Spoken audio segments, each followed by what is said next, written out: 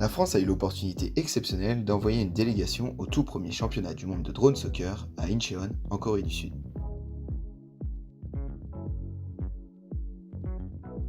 Le lieu choisi était la Zongdo Ventia, une immense salle de conférence qui réunissait tous les passionnés de drone, des spécialistes de l'aéronautique aux fans des courses de drone.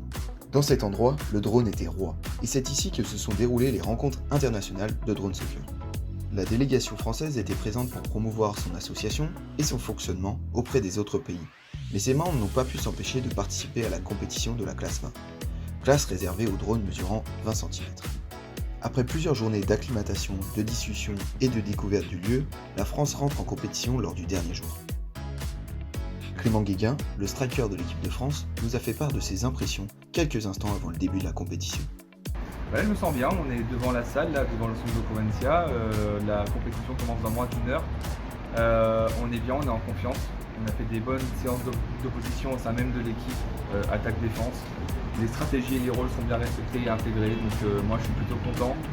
4 matchs amicaux contre le Japon hier, 4 victoires, donc entraînement fructueux, équipe en confiance, stratégie respectée, donc on va attendre de voir, mais je suis content. Comme l'avait prédit leur striker, l'équipe française a réalisé une belle performance en parvenant à atteindre les demi-finales de la classe 20 lors de ses premiers championnats du monde.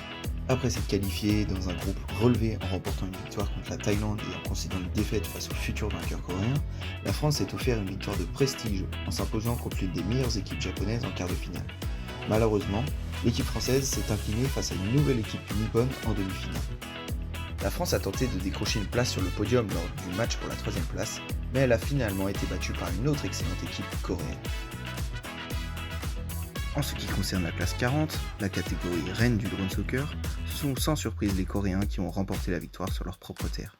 Après une large victoire en demi-finale contre les États-Unis, ils ont affronté la Chine en finale qui venait de battre le Japon.